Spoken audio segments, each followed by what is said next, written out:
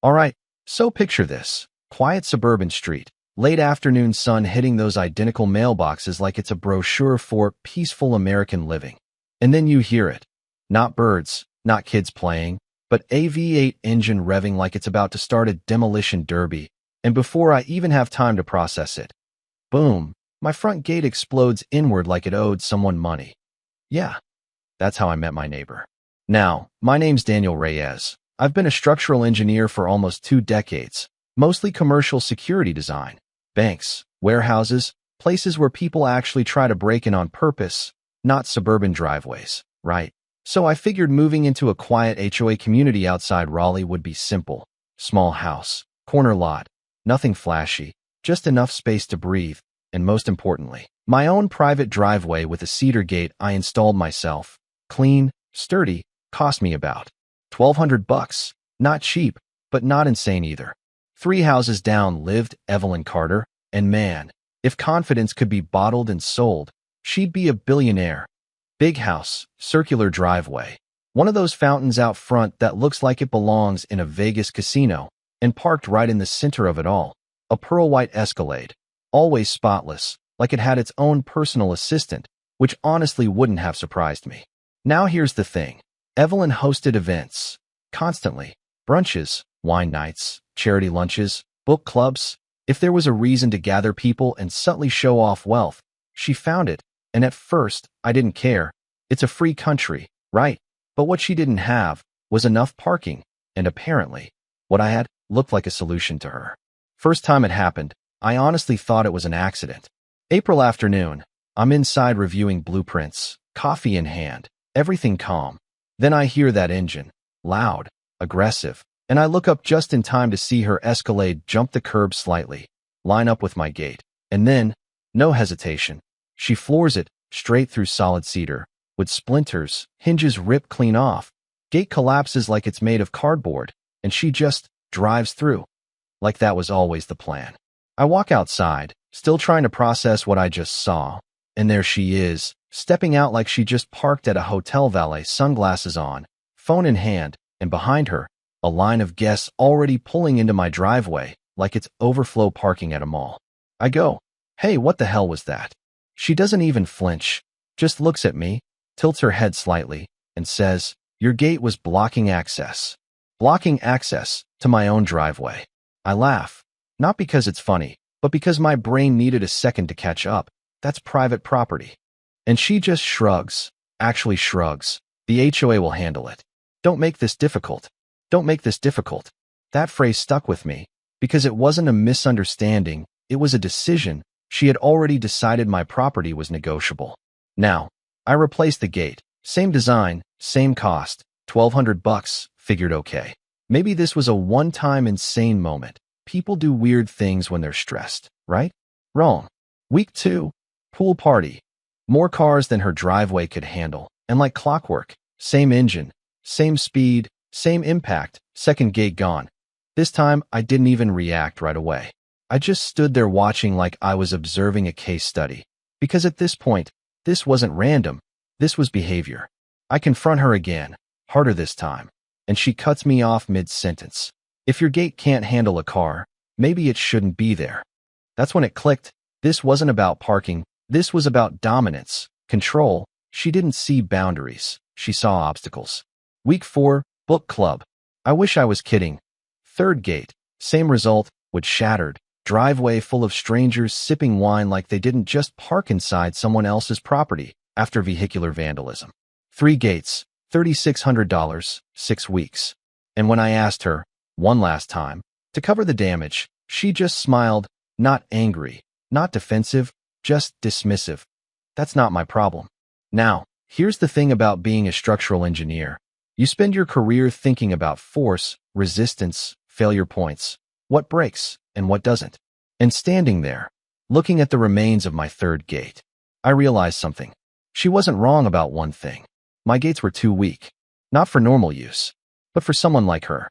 And that's when the situation stopped being about replacing damage and started becoming a design problem. All right, before I tell you what I did next, we gotta pause for a second, because this part right here, this is where most people mess up. Not with tools, not with money, but with understanding the game they're actually playing. See, from a distance, this looks like a simple neighbor dispute.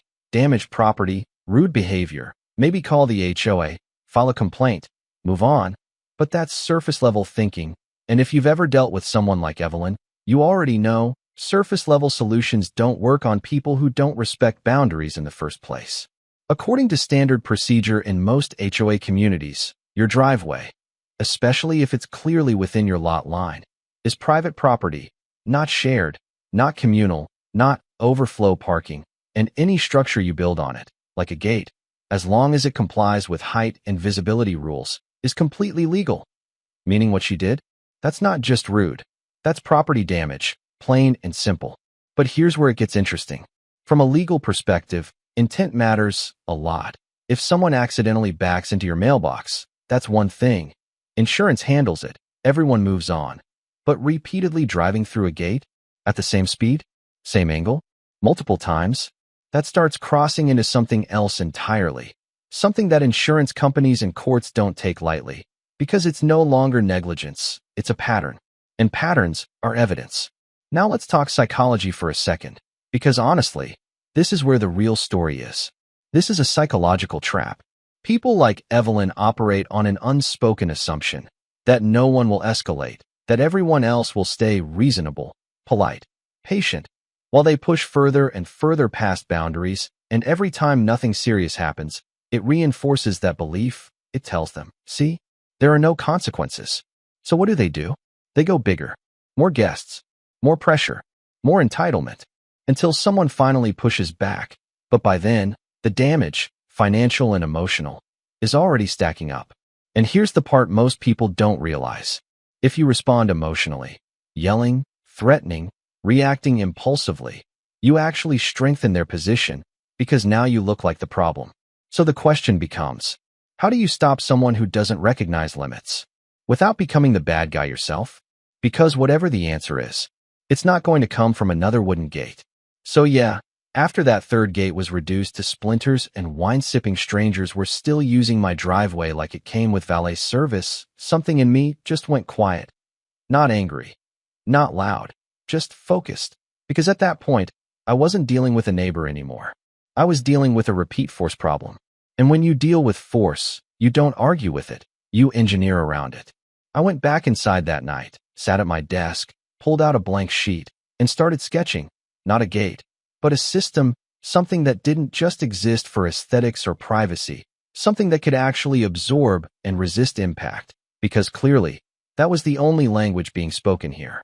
2-inch square steel tubing, not hollow flimsy stuff, but thick-walled, powder-coated to handle weather and hide scratches. Total gate weight just under 450 pounds, heavy enough to matter, but still functional. Then the hinges, industrial grade, rated well beyond anything a residential setup would ever need. 1,200 pounds per hinge. Overkill? Maybe, but I wasn't designing for normal behavior anymore. The real backbone, though, was underground. Concrete ballets, reinforced steel cores, buried 4 feet deep, not decorative posts. Structural anchors, the kind you use when you don't want something to move, ever. And once that system locks into the ground, the gate isn't just hanging there.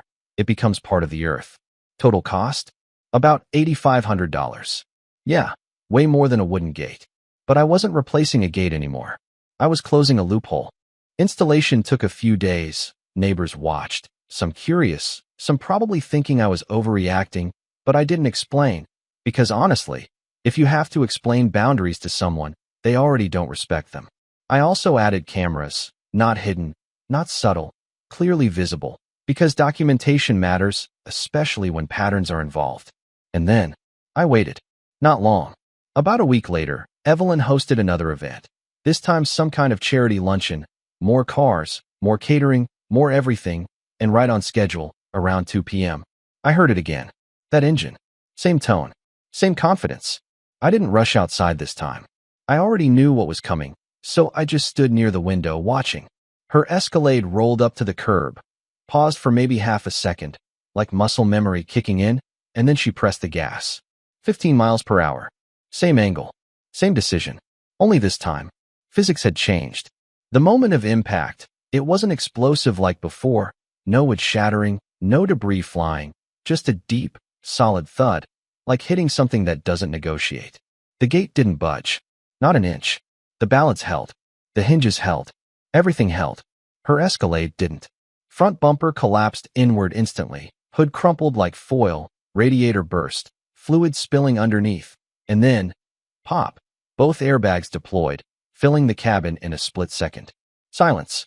Not the peaceful kind, the kind that comes after something irreversible. I walked outside slowly.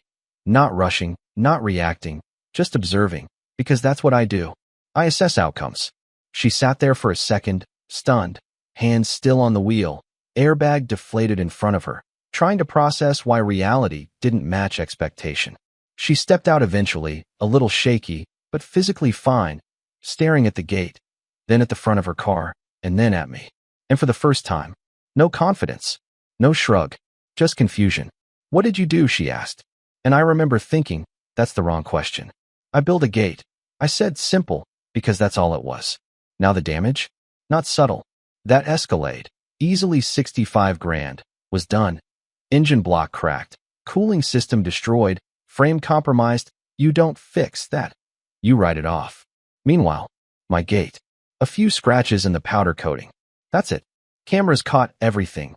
Clear as day, speed, angle, intent, no ambiguity, no gray area. Police showed up, took a look, reviewed the footage, and it didn't take long. Private property, compliant structure, no violations, which means the only unusual thing in that entire situation was her decision to drive into it. She tried to pivot fast, though, threatened to sue, said my gate was dangerous, which, honestly, coming from someone who had rammed 3 previous gates, felt a little backwards. But here's where things really started unraveling for her. Insurance. They reviewed the footage too, and this is where that pattern we talked about earlier came back. Because once they saw this wasn't an accident, not the first time, not the second, not even the third, they denied the claim. Intentional act. No coverage. Now she's not just dealing with a destroyed vehicle. She's paying for it herself. That's when the attorney came in on her side at first, probably thinking this was some kind of easy negligence case, until they saw the footage. Multiple incidents. Same behavior. Clear escalation. And suddenly, the strategy changed. Because legally, this wasn't about my gate anymore. It was about her actions. So I filed a counterclaim. 3 destroyed gates, installation costs for the reinforced system, and yeah, emotional distress. Because 6 weeks of repeated property damage? That adds up. Total invoice. $48,000. And here's the part people always ask me about. Did she fight it? Not really. Because once evidence removes doubt, there's not much left to argue. She paid. Within 60 days. No dramatic courtroom scene. No last-minute twist. Just a quiet transfer of money. And a legal agreement that made one thing very clear. She was no longer allowed anywhere near my driveway. Ever. And after that, things got quiet again. No more events spilling over. No more engines revving outside my house. No more assumptions about access. About 8 months later, she sold the house. Moved out. Just like that. And me? I still have that gate. Still standing. Still doing exactly what it was designed to do. Not just keep things out, but make a point. So yeah, that's how it ended. No dramatic showdown. No shouting match in the street. Just consequences catching up at their own pace. And if you strip away the Escalade, the gate, the HOA drama, what you're really left with is something way more common than people like to admit. Boundaries. And what happens when someone decides yours don't apply to them? Because here's the truth. Most of us are taught to avoid conflict. Keep things civil. Don't escalate. Be the bigger person. And that works, right up until you run into someone who interprets kindness as permission. And that's where things start to slide. The first time, you let it go. Maybe it was a misunderstanding. The second time, you get annoyed. By the third time, you're not dealing with an incident anymore. You're dealing with a pattern. And patterns, if you don't interrupt them, they become expectations. That's exactly what happened here. Evelyn didn't wake up one morning and think, I'm going to destroy 3 gates. No. She tested a boundary, saw no real consequence, and then escalated. Because in her mind, the absence of resistance meant approval. The lesson here is, silence is often interpreted as consent, even when it's not. Now, I know some people watching this might be thinking, Why didn't you just call the police earlier? Or why not take legal action after the first incident? And yeah, those are fair questions, but real life doesn't always move in clean, logical steps, especially when you're trying to avoid turning your home into a battleground. But here's where perspective matters. From a legal perspective, documentation is everything. If I had jumped straight into a lawsuit after the first incident, it becomes a he said, she said, maybe negligence, maybe confusion, but by the time it happened 3 times, same speed, same method, same disregard, that's no longer a dispute. That's evidence. And evidence changes outcomes. Now let's go back to the psychological side for a second, because this part is subtle, but powerful. This is a psychological trap, not just for the person crossing boundaries, but for the one experiencing it. You start questioning yourself. Am I overreacting? Is this worth the trouble? Should I just let it go? And while you're stuck in that loop, the other person is moving forward without hesitation. That imbalance, that's what gives them control. So breaking that cycle isn't about being aggressive. It's about being decisive, clear, and yes, sometimes a little uncomfortable. Because boundaries that aren't enforced aren't boundaries. They're suggestions. And suggestions can be ignored. Now, I didn't build that steel gate out of anger. I built it out of clarity. I understood the pattern, I understood the risk, and I designed a response that didn't rely on her changing her behavior. That's important, because waiting for someone else to do the right thing is not a strategy. Designing a system where their wrong choices carry consequences, that's strategy. And look, this isn't about revenge. I didn't set out to destroy her car. I set out to protect my property. The outcome just happened to align with reality when force met resistance. Physics doesn't argue. It just responds. And in a weird way, that's what made this whole situation resolve itself. No yelling, no escalation, just a clear line, reinforced literally. So if you're dealing with something like this, maybe not a gate, maybe not a neighbor with a luxury SUV and a superiority complex, but any situation where someone keeps pushing past what you're comfortable with, ask yourself this. Are you reacting, or are you designing a response? Because those are two very different things. One keeps you stuck in the cycle. The other ends it. And yeah, I'm curious what you'd do in that situation. Would you have handled it earlier? Gone straight to legal action? Or would you have done the same thing? Let the pattern reveal itself, and then respond in a way that makes sure it never happens again. Drop your thoughts below. I read MO. Read of those comments than you'd think. And if you got something out of this, not just the story, but the principle behind it, you already know what to do. Because sometimes, the strongest message you can send isn't loud. It's just unmovable.